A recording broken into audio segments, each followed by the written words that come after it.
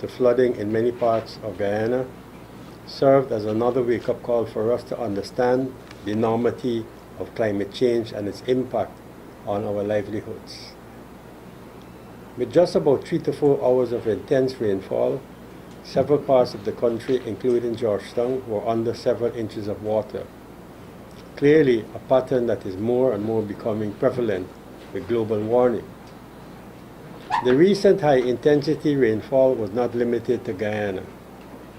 In Trinidad and Tobago, some areas were under several feet of water, leading to the loss of billions of dollars in infrastructure, while in Barbados, heavy rains and flash floods have wreaked havoc. The United States is hit by a winter storm, which it did not see in decades, while torrential rains have been causing flooding in several U.S. states.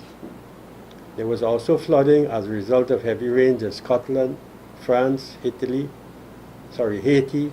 Dominican Republic, England, and many other countries around the world over the past 3 to 4 weeks. However, that does not negate the impact the recent floods had on our fellow citizens. We believe one must view these recent activities from a number of perspectives. Clearly, there is need for better warning systems so that both citizens and the relevant authorities could properly prepare responses to such weather events. The government has made significant investment to establish the Doppler radar system. However, there seems to be no maximization of the kind of weather data and warning this could provide. There is need to examine present draining capacity to remove the large amounts of water that accumulate from heavy downpours, such as what we experienced last Thursday. Additionally, as citizens, we cannot escape sharing some of the blame for last Thursday's flooding. Improper disposal of garbage has been and continues to be a major contributing factor to clogged draining systems. Additionally, there is little or no adherence to the building code in the city, another contributing factor to the constant flooding in Georgetown. When one looks around Georgetown, the many parapets and draining gutters are no longer visible. Many persons have filled those draining gutters, to either create parking or extend their properties. It is therefore imperative that we as a people look to the future and consider the many contributing factors in ensuring we can in the future properly prepare to respond to these situations. We wish to conclude that the impact could have been worse had it not been for the Clean Up My Country campaign, which in our view played a major role in draining parts of the country. The party is pleased that the current rice crop has not suffered as much as the cash crop farmers and many households in the coastal regions, especially Region 4. The next statement reads as follows.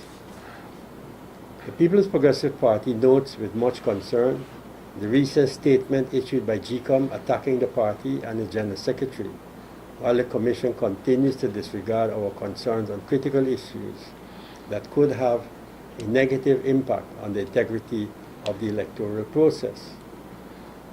Noted too is GECOM's demand for the withdrawal of sections of the PPP statement. The PPP will not withdraw any statement on issues that support democracy and a transparent electoral process. GECOM must be reminded that the largest portion of Guyanese who voted in 2011 would have done so for the PPP, and it is the party's responsibility to those and all Guyanese to ensure that all obstacles are removed to facilitate free and fair elections. GECOM must also be reminded that it was the PPP that paid the highest price in the fight for free and fair elections and for the establishment of an independent elections commission. The party will continue to advocate in favor of the legitimate concerns of all Guyanese in respect to elections. If this is seen as attacking the chairman and the commission, then it is our view that apparently transparency does not appear to be a priority for GCOM.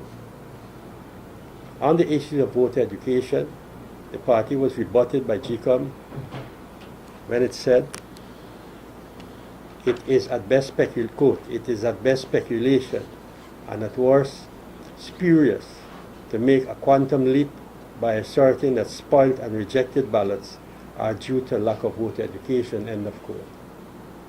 GCOM must provide answers for the large number of spoiled and rejected ballots in 2011. From all indications, it seems that GCOM has the answers, and it is in the interest of our country that GCOM correct the deficiencies that existed in 2011, which resulted in an East Bank Demerara polling station in a traditional PPP stronghold, recording over 20 rejected ballots. In our humble assessment, spoiled and rejected ballots can only emanate from lack of voters' education or poor training of polling day staff. GCOM should take its pick. The party wishes to categorically state that voter education is critical for the populace, especially inexperienced voters. Among other issues raised by the party over the last months with GCOM are international observers' presence, the establishment of a JITA, employment of qualified and untainted IT manager, proper monitoring of data entry into the NRRDB, critical registration issues, lobbying for more mobile registration units on the coast as well as in the interior regions, proper verification of new registrants, removal of dead and underage persons from the list, as well as employment of polling day staff. Further, as a major political stakeholder and the oldest political party in Guyana, the PPP was never officially informed by GCOM of its intention to recruit and train polling day staff, nor were we involved in any way, hence our concerns. The party was only made aware of this through the media. We therefore call on GCOM to publish the names and addresses of all those persons who have been recruited and trained thus far, especially for the positions of returning officers, deputy returning officers, elections clerks, clerical assistants, among others. This will serve the best interests of GCOM and at the same time allow for public vetting and confidence building in the entire process.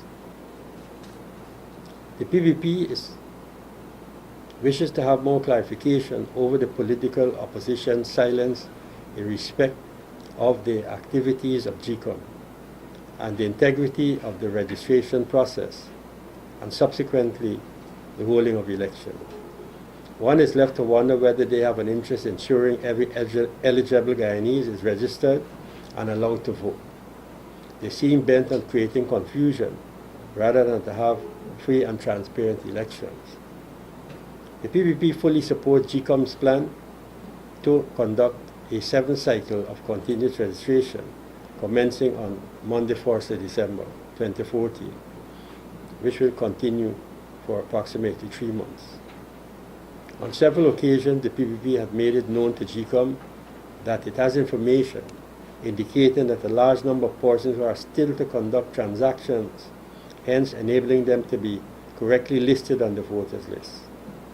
The party also wishes to strongly condemn the AP and NFC for responding negatively to GCOM's intention to conduct another cycle of continuous registration. The question may very well be asked, which serious-minded political party will knowingly want to disenfranchise Guyanese, unless their intention is to somehow invoke aspects of elections held during the period 68 to 85. The PPP will remain resolute as it continues to monitor the opposition's reactions to GCOM's preparations for elections. The last statement, a very short one.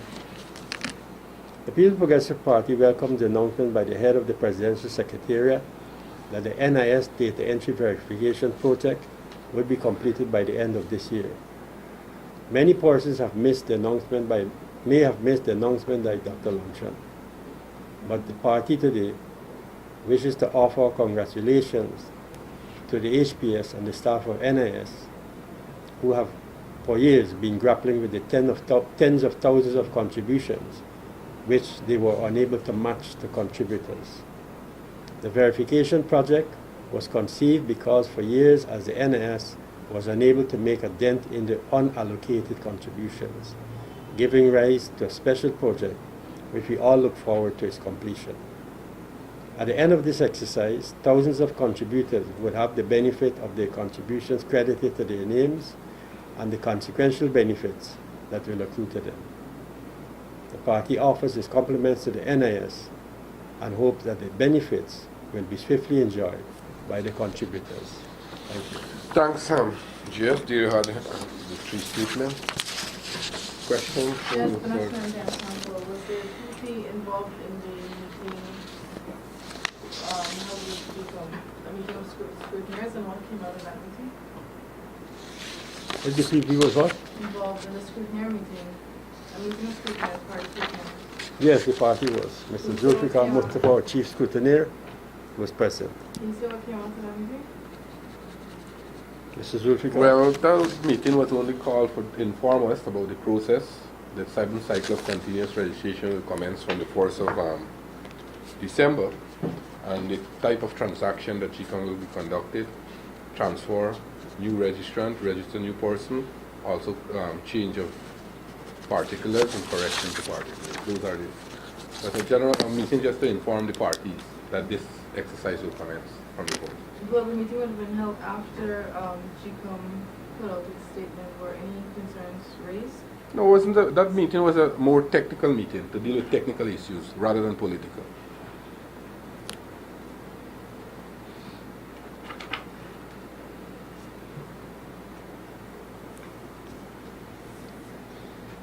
I would like to talk a little bit about the flooding, sir. Mm-hmm. You credited a lot of the reduction, the possible reduction in flooding to the cleanup campaign. But there were complaints that a lot of the garbage removed from drains were not removed from the scene and might have gone back in during the rains. And they said, according to the officials, the drains needed to be dug rather than cleaned to accommodate the volume of water. So how could you have assessed really the impact of the cleanup campaign? Well, I would think there's a general and specific aspect to that question. One presupposes that the general cleanup campaign, from what we have seen, would obviously must have contributed to easing the flooding situation. Because if we were to just imagine what was there before the heavy rainfall, one has to estimate that obviously in the absence of the cleanup campaign, the situation could have been worse. And I don't think this is mere speculation, because we have noticed there is incontrovertible evidence that there has been a cleanup campaign, and there are parts of the city, for example, and many other parts of the coastline where the cleanup campaign took place. We can see visible evidence of this. Now, obviously, that must have contributed in one way or the other to easing the flooding situation. There will always be questions about the extent to which this cleanup campaign would have eased the flooding situation. Now, we will have to leave that to the experts to do that kind of calculation. But based on empirical evidence, it is obvious, at least to us, that the cleanup campaign did make a contribution. Whether it was huge or whether it was modest, let's leave that to the experts to determine. Now, in respect to the garbage situation, what I understand had happened was that notwithstanding the removal of garbage as a result of the cleanup campaign, for many parts where the garbage was lying,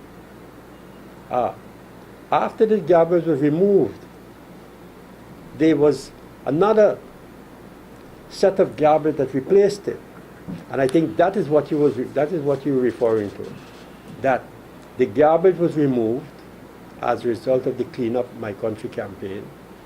But within a jiffy, this garbage was replaced by another set of garbage dumped there by citizens who obviously were totally oblivious to the need for a clean city, and thus the implications of the garbage, the implications for flooding that the garbage would create.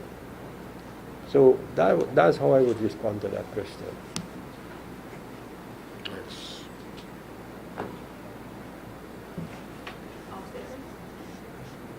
No, let's deal with the statement first and then. GCOM. GCOM, Yes, sir. not GIGO.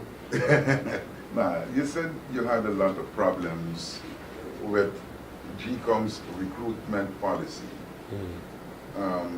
Is it customary for GCOM to inform political parties about its recruitment policy?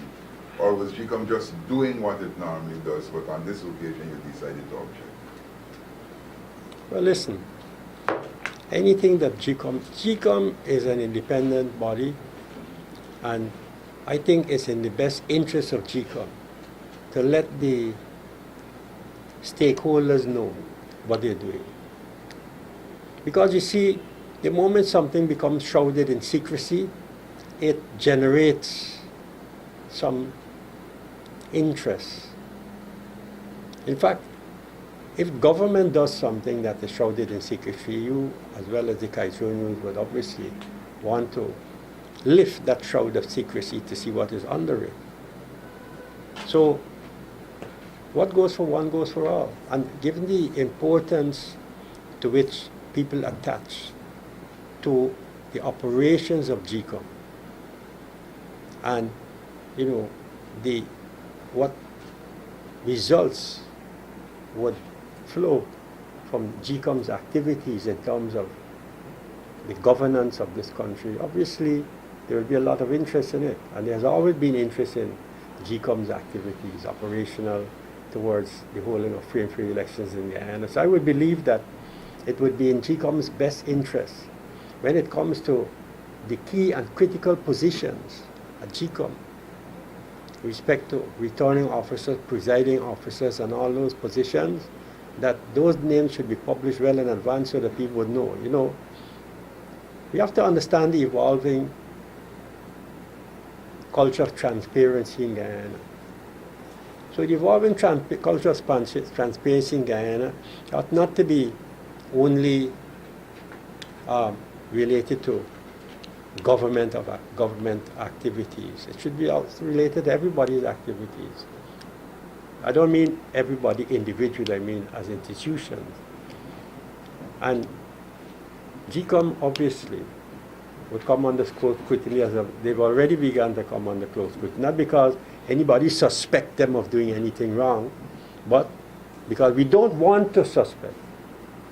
We don't want to cast suspicions on GCOM. And the best way to avoid unnecessary suspicion is to lift any shroud of secrecy that has to do with the employment of personnel and staff at GCOM.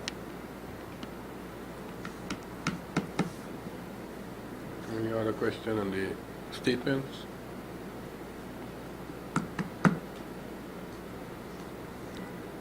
Well, Off statement. off. Good morning.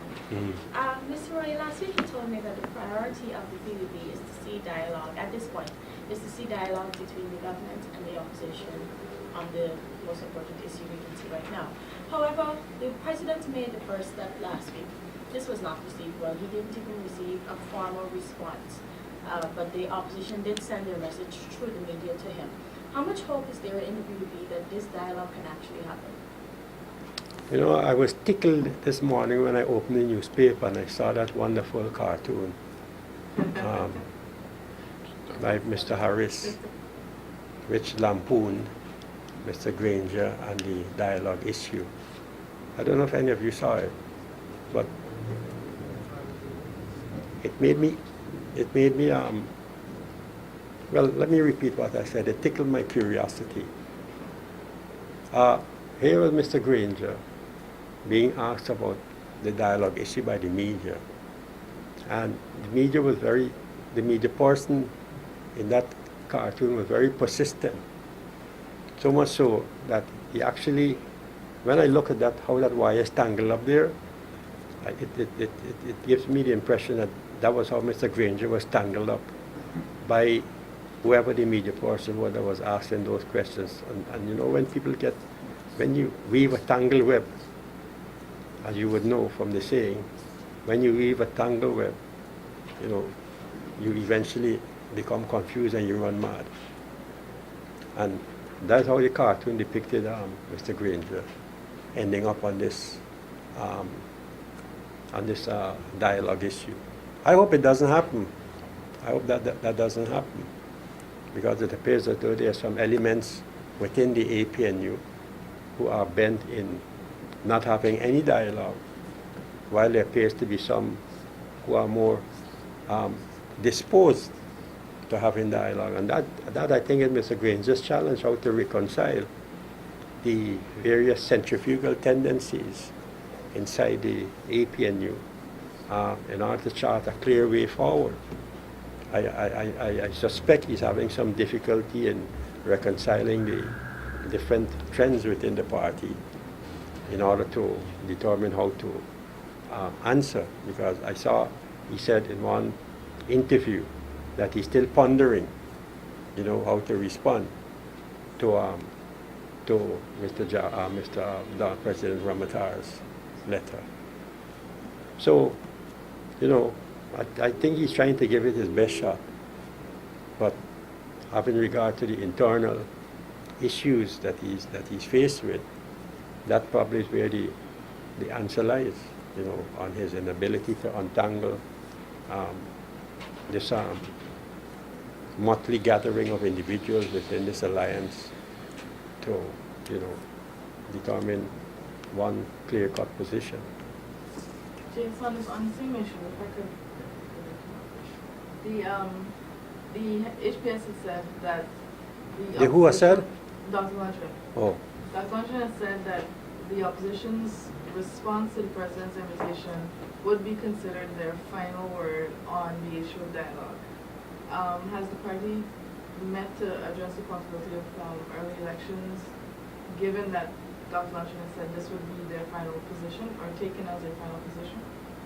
well, the Central Committee of the party met last Thursday to assess the political situation in the country, as well as the prospects for future elections and the victory of the party at any such future elections. And at that meeting, we assessed the situation, the dialogue, prospects for success at dialogue, the pros and cons of success and no success, and, you know, best case scenario, worst case scenario, how we will proceed from there on. So that's a matter that came up in the course of the Central Committee meeting, and all the issues were fully discussed and ventilated, and we of course will continue to assess the situation, because we see it as rather dynamic and fluid, notwithstanding the position that Mr. Granger took when he spoke last to this matter. I think it was last Friday. John Ramsey, News. Mr. Roy, if elections are called, how confident are you that the DPP will be re-elected? As confident can be, And your reasons for this? because I have been moving around the country quite a lot over the past few weeks, months or so, and you know, there are a number of things that you hear from people. You hear people raise the question of roads, drainage, and garbage issues,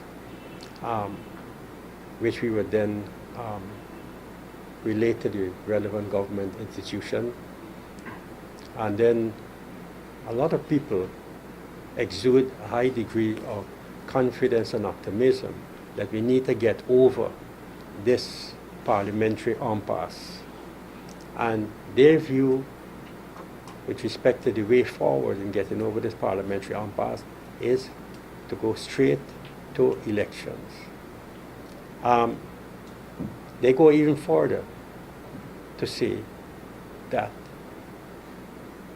in their view, not only my view, in their view, that the PPP could not only be re-elected to office, but they are prepared to work hard in order for the party to regain its majority in the National Assembly. You hear that all across the country. So then you go into certain areas where we lost some votes, and you speak to the people who had, migrated over to the AFC in those regions, and you go into those communities, because we know those communities where that happened based on the results compared to the past. You speak to those people regret every moment they did what they did, and have reassured us that this time around they will vote for the PPP because the AFC hasn't brought them anything. They had promised Sugar Walker 20% increase. Nothing of that sort has happened. And people can't continue just hoping that the AFC will bring something for them. So as far as they're concerned, their best bet is to vote for the PPP, ensure that the PPP is returned to government and its majority in Parliament, and is in a position to deliver to them. It's not that we could not have delivered to them because they didn't vote AFC. We have delivered in many instances, even in those communities where people migrated over to the AFC. So we don't believe in punishment politics. When we do a project, it doesn't stop politically because of one region don't support us or another set of people in a region don't support it. It goes right through. So we are confident that as a result of even these projects, these infrastructural projects or whatever they might be, people have seen the light. And I think it was Jimmy Cliff who said that they can see clearly now. Adam could be correcting me. I can see clearly now. Not the rain is gone, but now the votes have gone. Right? And, things are improving for us. And if the elections are called, can you say if President Ramatara will be the presidential candidate or will there If be what? change? President Ramatara will go as the president? No, you got to start from the beginning, what you said. When elections are Uh-huh. can you say if President Ramatara will go back as the presidential candidate or will there be a change? Well, put it this way. The Central Committee started discussing this matter at its last meeting, and it was agreed that we will continue the discussions to bring this matter finality as soon as possible. What are some of the other names which will be listed? Huh? What is that? What are some of the names? No, there's no names there. Just the, no, there's no names there. The issue is being discussed. President Ramatara obviously is the candidate that is there for the time being until the CC or the Executive Committee closes off on the matter. There are no other names there. There's one name there at this point in time. The Executive Committee will continue the discussion on the matter to finally close off when we can make a public announcement that this is indeed the case. And same goes for the Prime Minister candidate? Well, let us wait until we make the announcement, and then we'll make an announcement that covers everything. I have said that we should not be driven by the media in determining these matters. We've never allowed ourselves to be media driven in determining these matters. The media has a lot of interest in this thing for reasons that is known best to them. But the party, obviously, takes its own time in discussing these matters internally, and at the appropriate point in time, we will say exactly what the position is and bring this matter to closure, so we'll stop asking these questions at press conferences. Next item. Yes, Avina again. Mr. Brody, Sunset Lakes received a vast amount of lands to build a massive housing scheme right in Providence. Behind What is that? Sunset Lakes. Sunset what? Lakes? I'm guessing you don't know about this? Sunset Lakes? Yeah. Oh, well, you know, I follow as much issues as much as I can, but anyway, I'm listening to what you said, Sunset So my Lakes. question was, does the PPP know about this project, and is the project lauded by the party? No, yes? Why, you have some information that it ought not to be lauded, that there's something there? I'm not sure, I'm asking if the party Well, supports this project. That sounds like a setup question to me. Yes, Because sir, if I there are say, some questions listen I to said me, the question. that sounds like a setup question, because if I say yes, then you will say, you will probably come later on in the case. You will say, oh, you see, they said they're lauding this project, but here's what it is about. Let me do some more research on that. So you need to investigate the I didn't use the word You need to investigate. research a project. No, I said, let me do some more investigation why you put that question. But sir, so basically you're saying that you don't have. No, enough I'm information. basically saying, let me do some more research on the rationale behind that question. I can help you here, Mr. Rui. The rationale is that I want to I'm know not- if the let me- project is being supported by the PPP. Well, thank you very much for your help. I'm very gracious to you for that help, but I would prefer to help myself. All right. Okay, the last question, Mr. Rui, when you're doing this research on why I asked the question, would you also be researching where these lands, where Sunset Lake got these lands from, whether it's from the government or private citizens? Don't you think it would be most appropriate for you to put those questions to my colleague, Minister Irfanali? But I want to know about the PPP, not government. He's government. But I'm see, speaking that to is you, that General is exactly the point I'm making. You're asking the PVP because you probably got something in your back pocket. I'm wearing a dress. It doesn't have back pocket, Mr. Ray. All right, well, don't let me say back what else then. Mr. Ray, you don't care to answer my question? Of course I care to answer it, but I will answer it after I've done my research. And how soon can I expect the answer? As soon can be. Okay, sir. Mr. Rohini, Wax Capital News. Sir, what is the party's policy with regard to campaigning or advertising at government events? I'm asking the question because at a number of events, the party's flag has been shown either wrapped around trees or posts or flying around. I can give you two examples. The Building Expo and the president this weekend launching the North Pacaraibas Expo. So I'm interested in knowing how your party decides on having its flag flown at government events. As a rule, no. It's really the golden arrowhead supposed to be there. But you know, you have some exuberant supporters and people who come out all over the place and, you know, they do these things. We really can't, you know, always, I should say, exercise control over these things. You will have that kind of excitement and exuberance and so forth occurring at activities of the sort. But as a rule, really, once the president is speaking at events of that type, it's the golden arrowhead and the presidential, whatever it is called, emblem that should be most dominant there. But like I said, you know, just like I saw the APNU spokesperson saying they can't control certain people putting certain things on the blogs and launching campaigns about boycott businesses and stuff like that. You know, their supporters all. I'm not equating the supporters who would do something like that with those, because one is highly irresponsible. Not that this one is irresponsible. I think this is more a question of exuberance and, you know, I don't think it's illegal. It doesn't really hurt anyone, but it's the protocol, I think, that you're concerned about. And if it is the protocol, well then obviously it's the national, the golden arrowhead and the presidential emblem that is to be dominant there. But you know, these things happen. All right, any other question? If not, thank you all very much, ladies and gentlemen.